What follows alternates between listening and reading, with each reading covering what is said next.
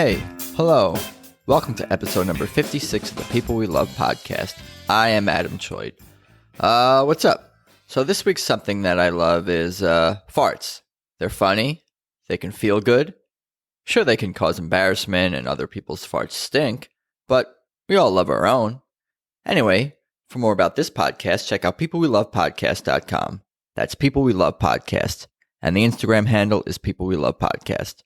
And you can find me on Instagram as well, Adam Choit, my name.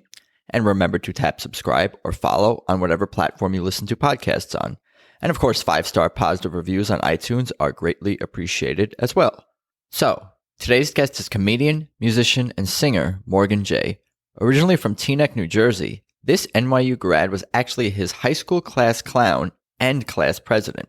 A beast on guitar with silky smooth R&B vocals and with funny, often improvised jokes. Morgan has performed all over the U.S. and has appeared on NBC's Bring the Funny. And one of his favorite comedians is Rory Scovel, who Morgan is grateful to have had the chance to do shows with and even appear in a sketch with. Let's just get started. Here's the one and only Morgan J. So it's good to see you today, Morgan J. What's up, man? Thank you for dropping by the studio. I appreciate it. The studio, we are here. We are vibing. We are talking about life, talking about comedy. And maybe a little bit of love. Yeah, we're gonna cover it all. So how's your day going? Is that your wallet? It is my wallet. You're like George Costanza with this thick ass wallet. Can I see it? Can you let me see it. Let me hold it in my hands. See my wallet? It's a trifold wallet. Trifold, guys. This wallet. Do you put it in your back pocket? Where do you put it? Left side pocket. What? You got a Metro card in here? How often do you go to New York? Is that a New York Metro card? New York Metro card. Once every 2 years. Whoa, bro! Wow. I'm going there in a couple weeks. I have 3 LA Metro. You know what I do? I travel a lot, right, for shows and stuff. I keep all my like I was just in San Francisco, right? So I have a Clipper card, you know, for using the public transport. So I keep that. I always keep it in my carry-on, like a special section for the San Francisco one. You're good. That's a Michael Jackson sneeze. Yeah. The New York one, maybe when I go to Chicago. I have yet to go to Chicago, but yeah. So you have every city in your wallet? No, I keep it in the carry-on luggage. Oh, I see. You see what I mean? What wallet do you have? What's your wallet situation? I left it in my car, but it's just a small little fold. No, I need everything in there. All 3 of my dude, I travel light. LA passes. No, all I have in my wallet is my business credit card, my personal credit card, my business checking debit card, my ID, and then actual business cards.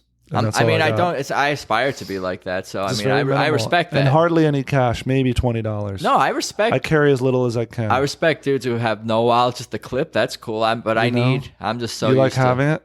Oh, yeah. Yeah. But then if you lose it, because at home, I have obviously I have my passport, and then I have my other extra cards. I have like another credit card. Yeah.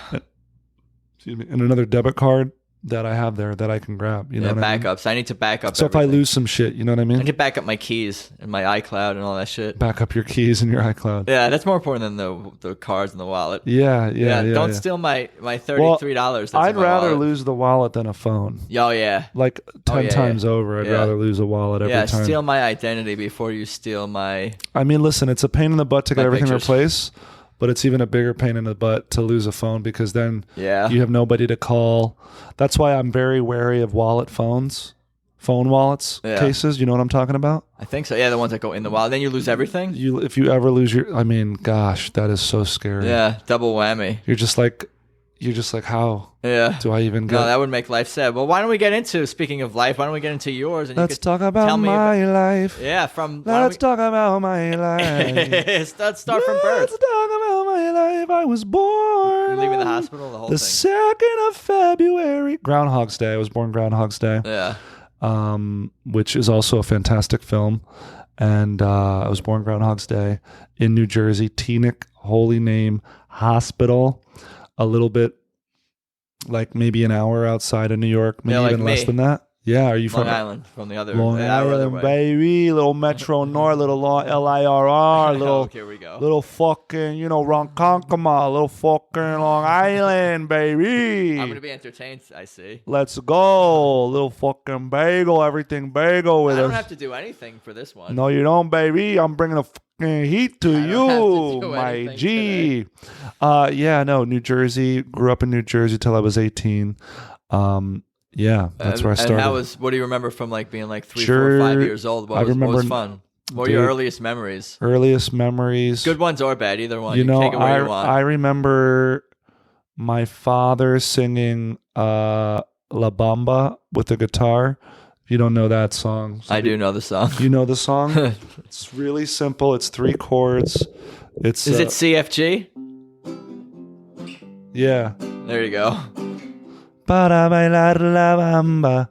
And he also did that, and he did the Barney song. I love you, you love me. We're one happy family. It's also the same 3 chords. Most things are the same 3 chords. The Bamba is such a better song than the Barney song, which is not a good song. Twinkle, twinkle, little star, how I wonder what you are. And then I used to do this. I like bit. that one more than the Barney song. I do this bit where I'll take a kid's song and I'll turn it into like a naughty song. I'll be like, twinkle, twinkle, little star, I'm gonna make love to you so hard.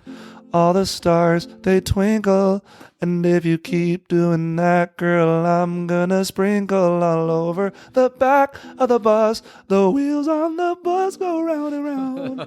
It goes up and down and down and down and down when I'm fucking you in the back of the bus. Yeah, I'm going to have to figure out how we got from, Twinkle, Twinkle, Little Star, when you were a 3-year-old, to what's happening in the studio right now. I want to make love to you.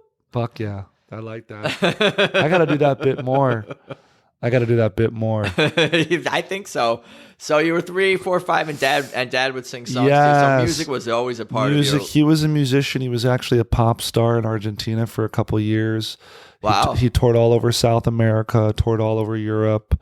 All his songs I digitized. They are available on SoundCloud. And he was a pop star. And then when he moved to New York, he became a chef in New York City, because it's like, to be a celebrity in one country, it doesn't really cross over to the other country. Not always. Most of the time it doesn't. It's like a lot of even English people are like have a hard time crossing over to this country, And he became a chef there, and he was known as the singing chef. This was in where again? New York City. That's right. In Chelsea. He would he would fucking, make you a meal and then come out and then sing a song after. Wow. Yeah. Got written up in the New York Times and stuff. He sang for a lot of celebrities here in New York City. I mean, in New York City, you know what I mean? So that was always in our home until he died of cancer. Oh, I'm sorry. When I was about 6 years old. He had colon cancer. So he died at 57. He was a bit older. He was a bit of an older dad. He was about 20 years older than my mother. So he died of cancer, and and then that. It seems like his impact was profound on you, though. Even if I find it really interesting because I didn't get to really know him as a dad, but at least as a person. I mean, considering what I do now, I travel the country myself, at least America, doing shows for clubs and colleges and getting to know people in different areas. I have my own album. I sing music. I practice music. I play the same kind of guitar. I'm in show business, so I'm learning. I can only imagine kind of the similarities between our lives. You know what I mean? Obviously, it's different now. Social media and the information era is completely different than the time that he grew up in. I mean, he was like late 60s and shit. He was doing stuff like that, So it's a lot different. But, I'm not going to cry. No, it's I'm not going to fucking cry. I'm just curious if you must, like, after he passed, you must have, like, found more and more of his music and learned more and more about him. And that, I feel like, surprisingly, no. No? I only think that's happened in the last year or two. looking through old family videos, looking through, listening to the music that he made. You're just you. I'm just me. I'm very much my mother's son. She's Brazilian, so my mother's from Brazil, and my father was born in Sicily and grew up in Argentina. Yeah. Gotcha. Yeah. So, but here in LA, people think I'm Persian or Israeli or Palestinian or. Does that bother you? Or do you care? I hate No, of you course get not. Sad of it. Of course not. No, I don't mind at all. I think one of the things this year that I've kind of been grappling with or really thinking about is what my identity is to other people. We're more divided than ever as a country, right? So sad. Yeah, it's a bummer. But then there's people like myself who kind of fall through the cracks of we don't have a side to like, we don't have anybody to side with, as far as like, be on the side of justice, of course. Sure. But like, at least in Hollywood, and perhaps I'm projecting, but sometimes it's like, do I fit into my Hispanic? Am I a black person? I'm definitely not a black person. I'm like but like I look Arab some seasons. You know what I mean? Be whatever you want in that moment that's beneficial to you. You want to be authentic. I'm fucking. You want to be authentic, right? But the thing is, like, for example, I perform in a lot of black rooms, and I do so much better in those rooms than I do in any other kind of room, being like an alternative comedy room, a comedy club that just has sort of like why do you think that is? Well, when I bring out the guitar, it's like I do that R&B. That's right. I could have figured that out. The R&B, the minute I start singing, I got one lady in the front like, okay, let's go. Yeah, let's go. no, you know what I mean? And you're a soulful beast, my friend. I know this. Yeah, so we've heard it already. Yeah, and so they that community really fucks with Morgan J. You know, that's great. And then other rooms aren't as I was in Oakland last night doing a show, Oakland, California, and the room was like full of millennials, young people, woke, wokeness, gender fluid kind of vibe. And I got you. I did really well also, but they don't lose it like. Yeah. When I do like an urban room loses then it. We're like, then we're blah. Well, what's really interesting? I, being somebody who performs in both those rooms and does well in both those rooms, you see things that alternative comics do that you'd be like, holy shit, they could never do that in an urban room. For example, like in a black room, you'll have comics do stuff like, hey fellas, let me talk to you. Let me hear the fellas, and then like the fellas in the crowd be like, yeah, what up? We're here, I got you. And then you'll do an alt room in Silver Lake, and then you'll have somebody ironically be like, hey fellas, where my fellas at? Like as a joke, right. Like they're, and somebody told me, they were like, yeah, that's kind of like you're minstrelizing. Do you know what I mean when I say that? Not the last thing you said. Minstrel shows, like white people would be doing, like dressing up like black people and doing black voices. And a little bit. So now I'm in an alt room and you see somebody do, where my fellas at? And then like they're doing it, but they're like making fun of it. It was a weird thing that I forget who they're so woke, they're racist. They're so woke and hip that low key, like they are a little racist about it, I don't know. I was just thinking about it. Maybe I'm wrong about that. I'm being ignorant the way I think you're onto something. Because like you wouldn't I doubt any of those comics would ever go into a black room and be like, where my fellas at? No. And like do a joke about it. You know what I mean? No, they wouldn't do that shit because I think the black audiences would see right through that shit. Right? Be like, are you fucking making fun of us? You know what I mean? Let's go take them down. No, I'm just saying. It's like you get me fired up. It's interesting to see performing in all these different. I mean, I've also performed in the Bible Belt in front of like big Christian crowds, like big white heavy. I was in Montana doing shows, which is really Trump heavy. We're gonna do the reverse order of this. That's okay. But we can tell me about what you're doing now, and then let's take it back. The second half will be. Well, let's take it back because we were talking about my dead dad. Thanks a lot. No, we were You're welcome. No, and then I have my mom who raised me, and then she remarried a lovely man, and Yeah, I mean, and then I grew up in Jersey until I was 18. Yeah, were you a good student? What was school life I like? was a good student, honor student, school president, Really? class president. In what? In elementary school, middle school, high school? High school. So I'm gonna. Wow. I don't really like to flex this that much, but I was president of my freshman year class, president of my sophomore year class. Then I was treasurer of the school my junior year. Yeah. Now That's like national office. that's that's federal. That's federal. Yeah. That's on a federal level. Yeah, not just a grade. And not only did it. Now, what's crazy is that I won that as a junior. Okay, I was going up against. So I was a sophomore running for that position, where there was a junior running for the same position, and I won. Oh, as a sophomore, you won the treasurer. Yeah. So then when I was a junior, I was treasurer of the school. Oh, I see. And then I ran for president of the school, and I won that. Now, what was the inspiration to run for office? Was it just for fun, shits and giggles, credits? Well, grades? I'll tell you what, my speeches everywhere were fucking stupid and weird and silly. When I can't imagine. When I ran for school president, no offense. I know, right? When I ran for school president my freshman year as an 8th grader going into high school, I had a little toy guitar that was like this big, and it had 3 buttons on it, and I went up there and I shredded, and that's all I did. I was like a fool. And then the second year, You like to mock the system.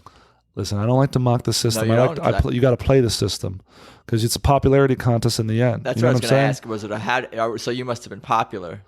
I don't know if I was popular as much as I was a class clown. Yeah. And I was kind of that guy, friends with everybody, friends with nobody. You know, I didn't have like a clique of my own, essentially, but I was vibing out with everybody.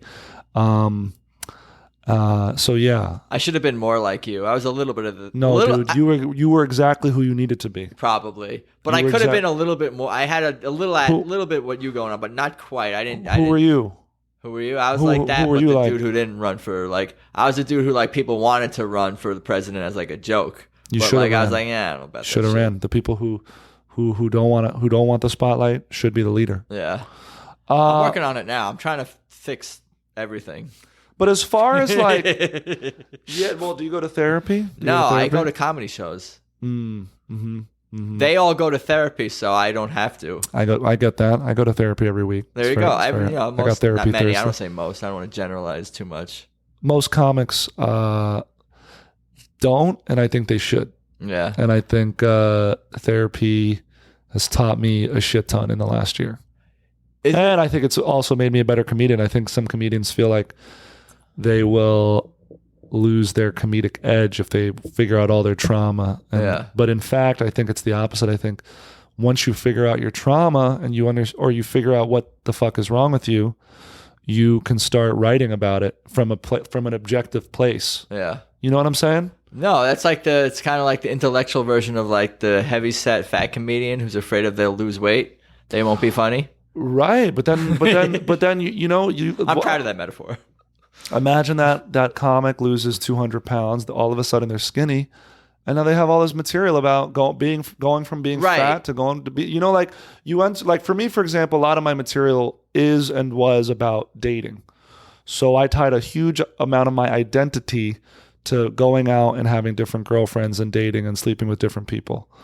But when you're in a relationship, you have a whole other fountain to tap. Yeah, you know, like kids, what is all baby jokes and all this. Yeah, stuff. when you become a father, you do that. You know, where life takes you. You write about where life takes you. So you're catching me like at a point where I'm bringing stand up back into my set, and right now I'm trying to mine my childhood, trying to mine my parents, talking about what was funny about them, and try to make the material personal.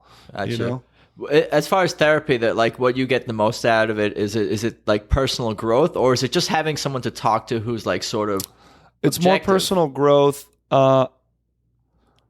It's more personal growth, learning how to talk about feelings, learning how to vocalize feelings, because growing up with an immigrant parent, immigrants, they don't, you come to America to make something of your life, to do something, and they don't really have time to worry about how they feel. Right.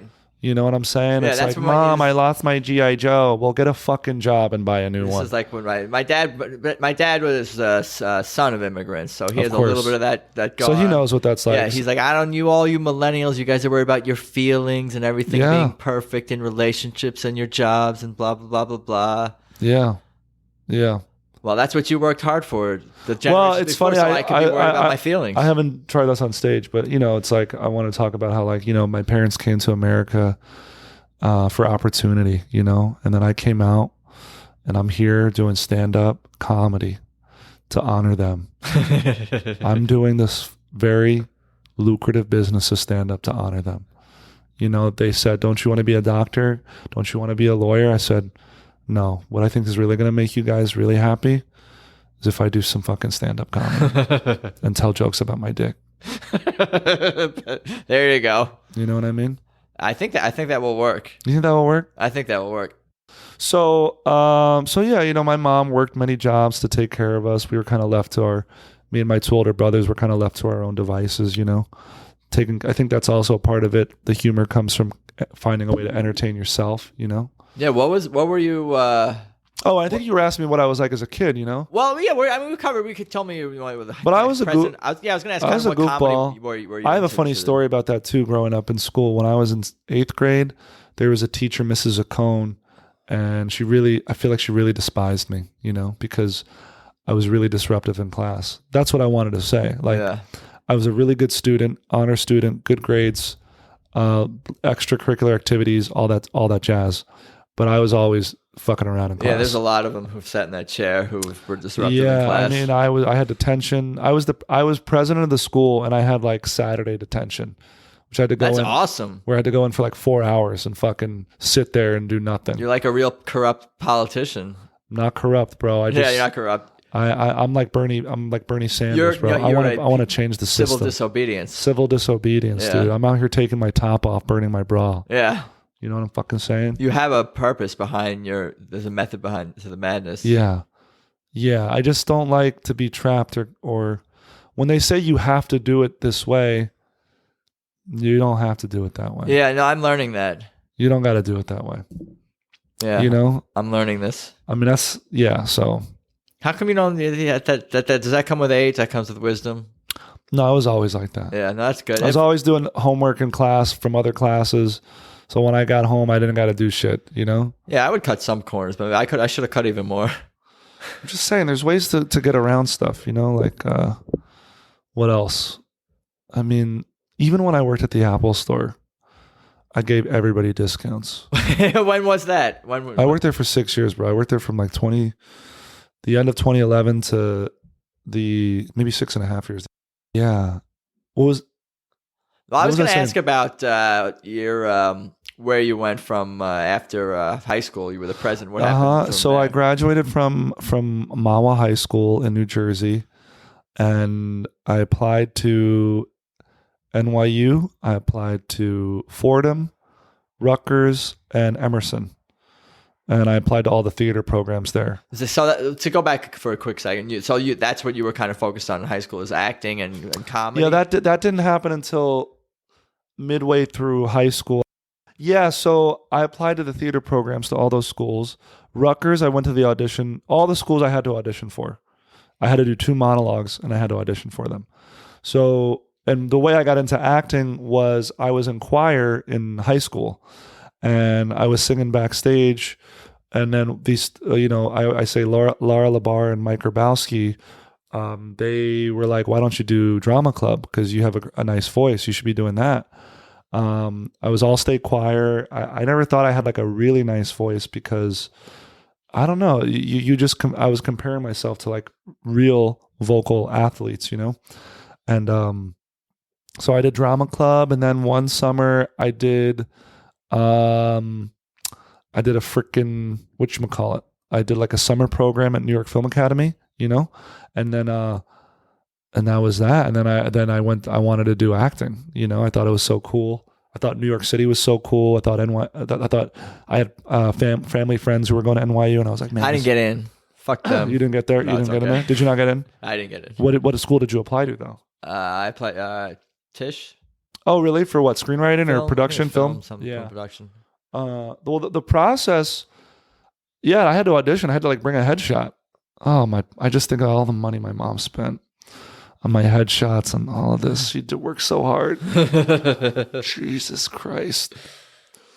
But yeah, I got into Emerson. I got into NYU. I was waitlisted at Fordham, and I want to say I was waitlist, or did I not get into? I didn't get into Rutgers because I went on the wrong day to my audition. And if you know anything about Rutgers, they have one of the top 5 acting schools in the country. Oh wow! The Mason Gross School of Acting. So I went to the audition the wrong day, and I remember I cried because I was like, "Oh no, I fucked up. My whole life is over." Which is so interesting because had I gotten in there, I don't know what would have happened if I got in there. I don't know what would your life happened. would have been different. Yeah, there's probably an alternate reality where I went there and I just did like local. I don't know. You just don't know what would have happened. So you ended up going to NYU. Ended up going to NYU, and then maybe the second day of school, welcome week, I did an open mic, and I thought it was going to be like a really chill open mic. Playing guitar.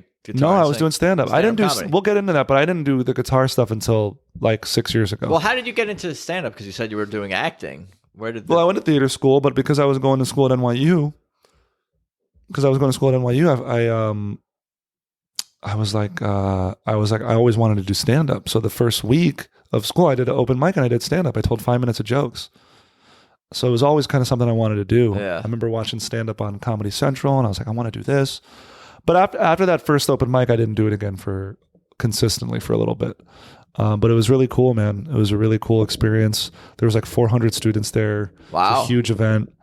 On like a assembly hall or something? Yeah, it was. Well, they had a big performing art area. They had the Skirball Center of Performing Arts. So they had a huge theater, but they also had like a space to go to the show. Damn. Yeah. So and it went well? Yeah, it went well. I mean, you know what it is? There's so much nervous energy at something like that everybody does well. You know what I'm saying? Everybody. Everyone, yeah. And then I remember on campus, people were like recognizing me as that guy. Like, oh, didn't you do stand up at the open? You were so great. You know, I was like, it was cool. It was really cool. Yeah, nice. But that was the first. That was the first little bite, and then it wasn't until 2007 I started going to like clubs and doing bringer shows. Is this in New York City as well? This is New York City, yeah. And it was so cool. I felt like such a superhero, you know, because like you're 19, you're 20, and all your friends are going to theater school, or they're going out and party on a Friday night. Because you know, New York City NYU students, there's like 2 types. There's the really wealthy ones who, you know, go to a club on a Friday and do a bunch of snooters, and then there's the guys who like have worked, like me, who had to like work through school. I was an RA. Trying to find ways to save money and shit like that, you know, like maxing out credit cards. Yeah. Like stressed. Like I ruined my credit in college, you know? Damn. Because I didn't want to ask my parents for money either because they were already working super hard. So yeah. But it's been awesome living in New York City. Like to be... Bro, New York is... expensive and crazy. It was incredible to live there, bro. And it was never lost on me how lucky I was, to live there and also now live in Los Angeles, like 2 cities that all people want to go to. Yeah, you know? No doubt. I live, don't speak. Yeah, no doubt, indeed. I mean, I live in Mar Vista, which is a mile or 2 from Venice Beach. Yeah, and so, and I just felt, I felt super cool going out at night doing these shows. I'm like 20 years old, going to these clubs and stuff, and it was dope. Although I was so naive and so young and didn't really know how deep the rabbit hole went, you know. What were you naive about? I just thought like I was going to make it in 6 months, you know. I just thought if I killed at this club, I was going to make it. Yeah. You know? And what did making it mean? I don't even know. Making a living, like somebody offered me a fucking TV deal, seeing me, I'll get on late night. So somebody would offer me a late night set, but there was just so much more to it than that. I mean, there are some people who have it, and I think it's like anything else, though. For most people, you just have to work really hard at it and you get good. I mean, if you look at somebody like Dave Chappelle, who's like one of the greatest, I mean, the guy started when he was 14, so By the time he was 24, he'd already been doing it 10 years. Yep. You know what I'm saying? So when I started, I'd only been doing it like 4 years. By the time I was 24, I'd only been doing it like 4 years. So now I'm a bit older. I've been doing it more than 10 years. I feel like I have a handle on how to do it, and I feel pretty good at it. It's also a really hard job, stand-up comedy. It is not for everybody. A good friend of mine, one of my closest friends, we basically started together, and about 5 or 6 years in, he was like, I don't know if this is the lifestyle for me. I think I'm going to go back to school. And now he's in med school on track to be a doctor. So, kudos to anybody who follows their dreams and realizes that they don't want to struggle like that. Yeah, they don't want to be practical, because I always think about where I'm gonna be in 2 years, 3 years, 4 years. Like, what is the end? When you look at my life, like, what is the trajectory of a career like this? You know what I'm saying? Yeah. I could go back and work retail again. Who knows? So what happened after NYU, and you're doing these shows? Where do we go from there? NYU, right out of NYU with my degree, my Bachelor in Fine Arts degree at NYU. I got the same degree, BFA. I got a job at the Container Store in New York City. And I worked there, and as well as did stand up at night. I also became a tour guide in New York City, a bicycle tour guide. So me and 20 strangers would all have their own bicycle, and we would ride around New York City. That sounds fun. Was it fun? Bro, that was one of the best jobs I ever had. I believe it. Especially you love riding bikes, you love New York City, and you like people. It gives you a whole appreciation of the city. I learned all these cool facts about it. Give me something, Ryan. Give me a fact. Well, the one that comes to mind is when they were making Central Park, they had to displace a Native American or a group of people, Seneca Village. Like they like just bulldozed this whole fucking community that lived in there. Oh, man. Central Park is modeled after the Appalachian Mountains. That's why it's a man-made park essentially, and there's parts of it that are meant to resemble a perfect rectangle. Yeah, there's parts of it that are meant to represent different things. The grid system was implemented by, what was his name, dude? Fuck. Bob Grid. Robert Grid. No, dude. It's like a Dutch name, but he invented the grid system. Was purchased by the Dutch. Like Brooklyn was called Breukelen. Bronx, meaning it belonged to this guy named the Bronx, like this Bronx. Yeah. Like, you know what I mean? Like parts of this. Yeah, I asked for one fact, man. Oh, that's right. You did. I mean, you did. It's just fascinating. It's fascinating. Like you slipped back into tourist. Dude, it's fascinating. Battery Park City is like straight up built on a landfill. Canal Street legit used to be a canal. Whoa. Yeah, bro. Everything got filled in. It's crazy. It's legit. It's crazy. Yeah, you learn a lot. Well, one of the funnest facts is all the cobblestones streets that are still there. Do you know where those come from? When trading ships would come from Europe, the ships would be weighed down by stones in the water if they were empty, if they didn't have a lot. And then once they got to the place, they would unload all these stones, and they didn't know where to do it, so they just laid them on the ground like in the street. Yeah. So yeah, the rest of the street. Yeah, the rest of the podcast is about New York City. Sweet. No, I love New York City for sure. Yeah. So you're doing stand up, you're doing this and that. Where do we go from? Yeah, no. What happened? So I do stand up. Yeah, man, I was working there, and I was doing the open mic scene. I was doing shows and bringer shows, and I was doing open mics at a lot of music open mics. So I was doing stand up at music open mics, which were really great because they gave you more time. You performed in front of a normal group of people, not a bunch of sad comics looking at their notes. And I'm not saying all comics are sad, but it was the general vibe. The general vibe was kind of rough. You know what I'm saying? And then I met a girl at a open mic in the West Village, and then we went for a walk, and then we started hooking up, and I became addicted and infatuated with this chick. And then she asked me to move to LA. Wow. And then I said no. I got hired at the Apple Store. I can't. And then I transferred, and she broke up with me and broke my heart. And wow. Yeah. But you're in LA now. I'm here. Something must have happened between then and now. Well, I'm not going to go. I moved all my fucking shit out. I'm not going to go back to New York. Plus, it was so nice out here. How much time passed between the breakup and her moving to LA and now you arriving in LA? Well, the truth of the matter is, she broke up with me 2 days after she got to LA on a G chat. Yeah. I was still in New York, but my transfer had gotten approved to come to LA. So you were gonna come. I still came. Wow. Yeah. So what? So all right. Let me. So she asked you to move to LA, and I said no because I said, listen, I don't want to be your loser boyfriend without a job. I just got hired here, and I'll just transfer there. I see. So you were planning to meet her there later. Was the plan basically? Yeah. I mean, I got here 2 months after she got here. Right. That's not a long time. No. No. And, this is a girl who said she was like super in love with me. She was madly in love with me, and she wanted me to move. I mean, should I tag her on social media? No, she doesn't use social media anymore. She's just around. No, she's just she doesn't do it. She doesn't use it. Yeah. But so I still came out here, but I also knew that I always wanted to move out here at some point because I knew that I wanted to act. So I didn't want to do theater acting because there wasn't a whole lot of money in that. Also, I didn't think I had a strong voice for theater acting. You really got to be able to have a strong, powerful voice. And while I sing well, I don't have the kind of voice that opera style like. Or whatever, it's not. It doesn't have a good endurance wise, And so I moved out here. I never saw her. She avoided seeing me, and it was kind of a bummer. But then I moved on, dude. I always wondered if I would ever run into her.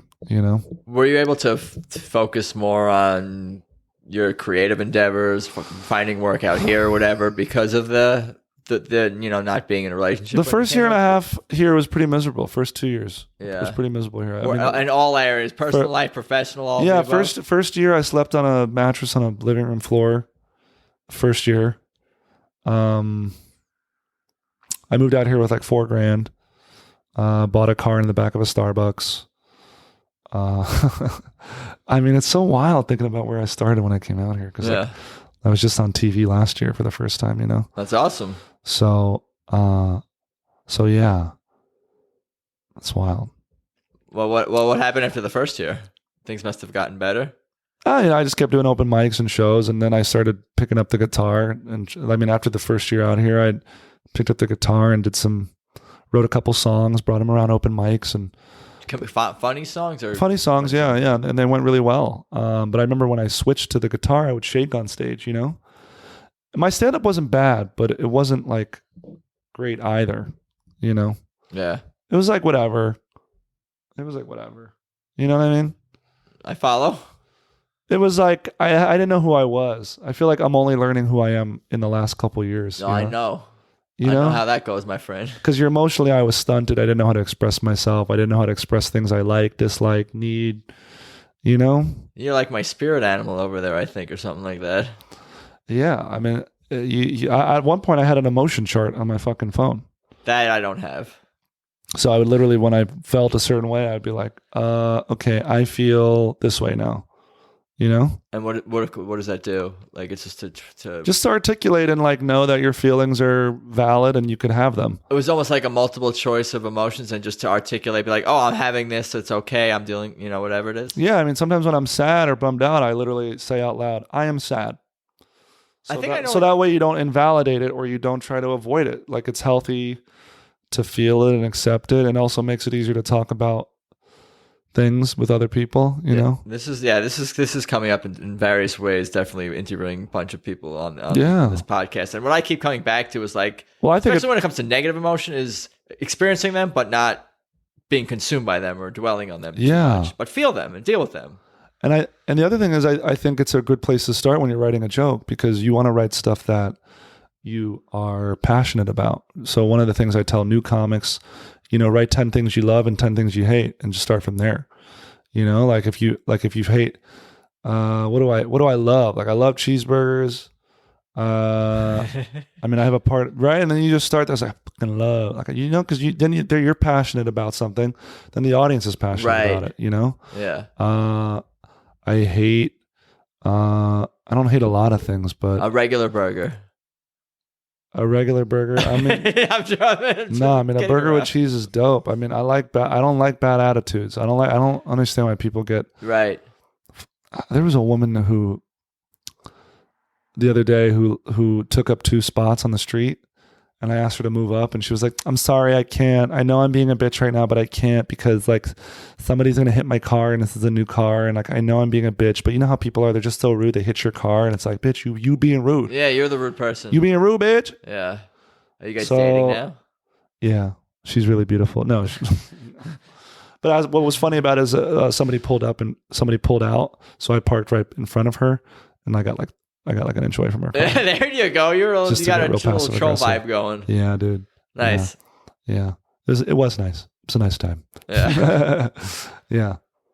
Well, tell me more about where the hell were we? We were talking about LA. We were talking about the comedy things getting better. Yeah. Comedy is going well in LA.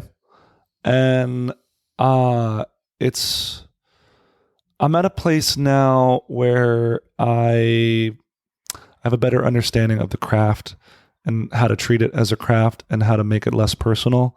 I think a lot of times when comedians start out, they're trying to let something out and they don't see it as an actual art form. And you got to see it as a craft. You know, you got to write a joke. You got to say, how can I fix this? I mean, the last week alone, I really was reminded of how beneficial and how important it is to write a joke, do the joke, listen to the joke, and edit the joke and find out the process. Like, what can you add to it? What can you take away? This isn't, if they don't laugh at it, it's not personal. Your joke wasn't funny. You know what I mean? If the joke wasn't funny, then it wasn't funny. Do you ever think comedians or see comedians doing the reverse too much, thinking too much about the mechanics of things and not putting their personal light? Because I feel like I see that too, where it's like they're trying to come up with witty things to say, but I don't get a sense of who they are. Yeah, there are comics like that, though, who are like Jerry Seinfeld's a good example of somebody like that. Right. But people like that are just so skilled at he's technically such a good comedian. But when I watch him perform, I don't know if I know who he is really, like what kind of movies is he into? Because all his jokes are about, you know, it's like, who are these people? What is the deal with that? What's the deal with other people? But not as much vulnerability. But I don't know nothing about him, dude. What makes him sad? What makes him happy? What makes him, you know? And I think people like that. I think one of the things that people love about Dave Chappelle is that when you watch him, you really feel like you get to know him. He's so chill on stage. Yeah. Obviously, he does silly jokes, but you know, he's just super. I don't know. I feel like you kind of vibe a sense of who he is. Maybe I'm totally way off. Yeah, I mean, I think Seinfeld, we get what annoys him, but maybe not what makes Bill him Burr's sad. a good example of somebody who you watch and you kind of get to know. Right. You know what I mean? There's a lot of great ones out there. Tell me about Rory Scovel. Love Rory Scovel. While we're talking about comics, yeah, love Rory Scovel. I discovered him in New York City. Well, my closest friend actually lived with him, and I saw him at a show one night, and I was like so blown away. This is while you were at NYU? Or shortly after? I don't remember when I first saw him, but yeah, he's super funny. He's very off the walls. You don't know where his set's really going to go. I don't know if he does. Sometimes he just, I don't know, man. He seems like he's got almost like a little bit of a sarcastic tone, but he's open to going in different directions and can really feel the audience. He's also a super nice person. Do you know him personally? To an extent. I'm not like in his like inner circle. Yeah, but I've been paths have crossed. Yeah, we do like shows together. That's great. I've hung out with him once or twice, and he's been really nice enough to be in like a sketch with me, and that's awesome. You know, which is so crazy that he did that. He was super nice about it. When was that? That was a couple of years ago, 4 or 5 years ago. What was the sketch, and can people? Is it still on? I just wrote this. I wrote this. Yeah, it's still out there. I wrote this sketch and I pitched it to him, and he was down to do it. It was called Couples Therapy, where he plays a therapist, and he kind of loses his shit on his own wife, and because his wife's there making a lot of noise, and we're trying to have a. That's funny. We're trying to have a therapy session, and then it turns out like. They fight so much that it scares us into like loving each other and like how we don't want to be like them. The therapist and the his wife scare us, me and my girlfriend. Oh, I see. It's couples therapy. So we're doing couples therapy at his private home, and then scared straight. Yeah, exactly. Yeah, but he was so funny about it. God, he's so funny. Such a good actor. He's like really grounded, and he commits super hard to the bits, to the voices, to the characters, no matter how it's going. You could tell he's got no fucks given on stage. And that's like the vibe as a comedian you want to embody. Yeah. You don't want to care. You just want to go out there and have get fun. the sense that you give very many fucks. You know what I mean on stage as far as like not as much anymore. I mean, I think a big part of my confidence is tied to, for example, last year I had my first couple TV credits, and that was a huge like boost of confidence for me. Like that was very validating I know what I'm doing. I am funny. Was it the validation of being on television, or was it the experience itself of being a little bit of both? What were you on again? I was on this show called NBC's Bring the Funny. It's a competition show. As far as TV appearances go, it's kind of low on the totem pole, I think, of street cred, right? I think most people, you want to get an appearance on The Tonight Show or The Late Show or Jimmy Kimmel Live. You should be proud though, man. You got to be proud. You got to celebrate the successes. 100%. Yeah, and I did really well on the show. I had really several great appearances. That's awesome.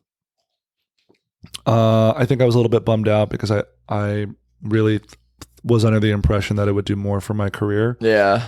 But I think in this day and age, having a following on social media is actually more important than having several TV appearances, Yeah, it's because it's like you're building that trust, that engagement, that following is the word. Yeah, the word is following. Yeah, so I try to put out a video every Tuesday. You know what I mean? Nice. I follow you. I've seen the entertainment. Yeah. You entertain me a lot when I'm on the toilet, my friend.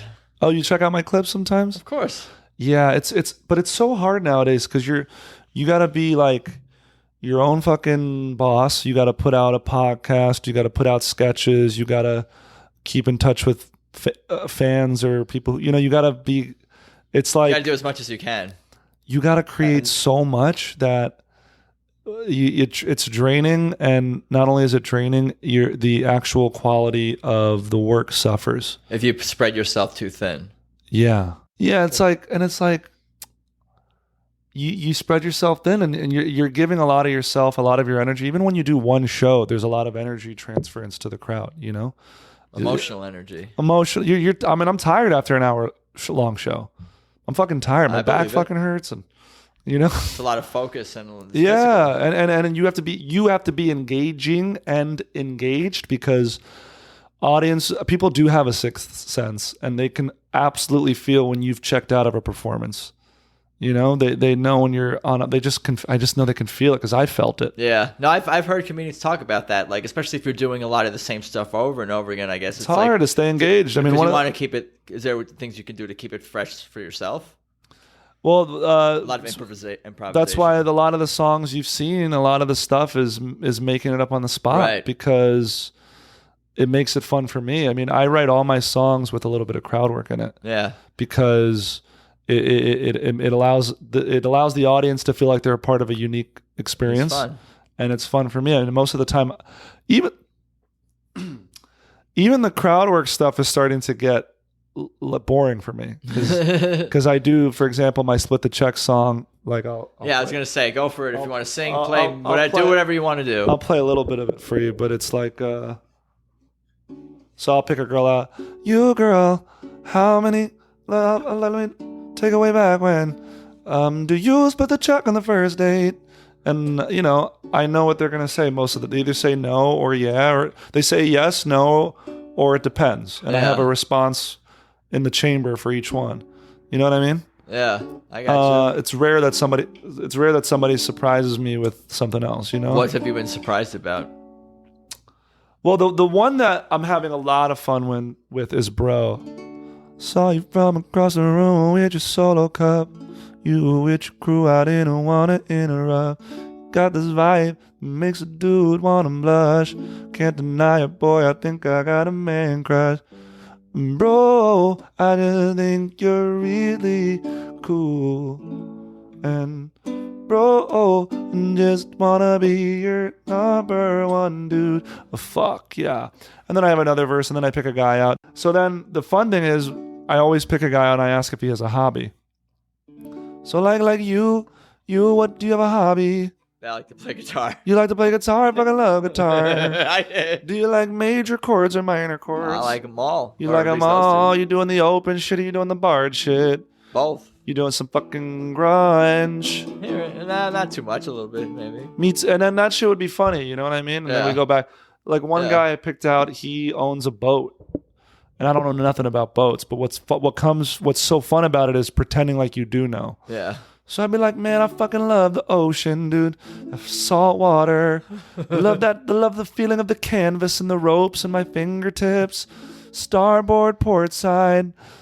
Just other, like you got a little, like how, is it 10 feet, 20 feet? Like how big is the boat, dog? You know what I'm saying? Like, what you rocking? Where do you park it? Where's the marina that you put, and you just sort of go along with it. It's and fun. That's what makes it so fun, so that's what keeps it fun for me. However, I am bringing jokes back into my set. Like this last weekend when I was at San Francisco Sketch Fest, I did several sets where I walked on stage without the guitar. Nice. And then I did like 5 minutes of stand up, and then I brought the guitar in and did a song. And the feedback was it's such an electric vibe when you do stand up and then you bring out the guitar and you're like, oh, and we're gonna sing songs too, where instead it's like the guy does just the guitar stuff and he's like, oh, he just does guitar stuff. You know what I'm saying? You get a surprise. Yeah, and people get that fucking surprise and it feels cool. Yeah. Well, I might ask you a couple more questions and sure. I'll let you get the hell out of here. Yeah, I guess so. As far as Rory Scovel, do you have any plans to see him again perform comedy or he's hang actually with him or hang with him? Well, he's actually doing a show that these people produce called Amuse Boucher. Let me see if I could find this. Yeah, I don't know where it is, but and does he people can look him up. What yeah, you just look him at his name, Rory Scovel. Super funny. February 11th. Am I even in town? Because I will definitely try to go to that. We're giving him plugs. That's good. No, I can't go to that because well, maybe I'll go. Represent you. I'm literally going. I got to go to Alabama for a show. Yeah. And fuck, I got to buy my plane ticket. Did I already buy it? It gets so like there's a lot going on. Yeah. What does he know that he's one of your favorite comedians? Does he know how you feel about him? I mean, every time I see him, like I did a show with him last month in December, and he went last, and I went like in the middle. He missed most of my set, but I am a nerd about it. I nerd out when I. Yeah, I was gonna ask too. Yeah, I feel like such a little fangirl. I get nervous around him and shit, and I don't know how to be chill. Are you like that with other people, other comics? No, all other comedians suck ass, but Rory Scovel's the best. But he's the only one that makes you feel those special feelings. No. I mean, Reggie Watts like that. You don't want to. Yeah, he's really great. I'm trying to think of other. You're a fan. I mean, now you're a fan of comedy. But I also felt I feel like I don't feel that way as much because like I feel more like a colleague. Yeah. I mean, I don't want to go out on a limb and say I'm like a peer, but we were on a show together. Right. I don't do as many shows as he does, or on some of the more high profile shows that he does, but with each accomplishment, you get more confidence. Yeah. Well, then you realize it's like not even about like being a peer. It's you have your own little. You're your own little universe, and you have your own fans to worry about, and you have your own craft to worry about. At a certain point, it's like you could look up to people, but like then it's like your own thing. I got you. And what would you say is your do you have like long term dreams, goals, plans? What? Obviously, I'd love to put a comedy special out. Love to put a children's album out of music. And I have an idea for a TV show that I'm really passionate about that I want to put out. Sweet. You're grinding. Grinding, man. It is a grind, It's hard to know where to put your effort nowadays. Oh, you're doing it though, man. Yeah. I know you got fucking lots of fans and you're a funny dude and I appreciate your time and I've taken up Plenty of it? No, dude. This has been great. I know I look uncomfortable just because my neck always is like bothering me. That's all good. Why don't you tell people where they can find you, follow you, anything else you're working on, whatever. Yeah, people could follow me at Morgan J on Instagram, Jay. And then you can go to my website, morganj.com. Do you know when this is going to come out? Saturday, Sunday this weekend. Saturday. So, probably maybe either Saturday or Sunday. So a week after that, I'm going to be going to New York, where I'm going to be in Connecticut, where I'm headlining a show at the Palace in Stamford, Connecticut, and I'm headlining a show at Stand Up New York Comedy Club on Tuesday, February 4th. And you got a website, right? Yeah, all the ticket links are on my website, so they could just click it and go there. Sweet. Was that Morgan J? MorganJ.com, baby. We got it. Yeah. Well said. Thanks again for your time, man. Thanks so much for talking to me, bro. Talk soon. So there you have it. My conversation with Morgan J. That dude just cracks me up. I bet his New York City bicycle tours were really a lot of fun. For real, I appreciate Morgan's time and thank him for dropping by the studio. Anyway, for everything about this show, of course, head to peoplewelovepodcast.com. And I think that's about all I got for today. Thanks as always for listening. I appreciate it. Let's talk soon. Peace.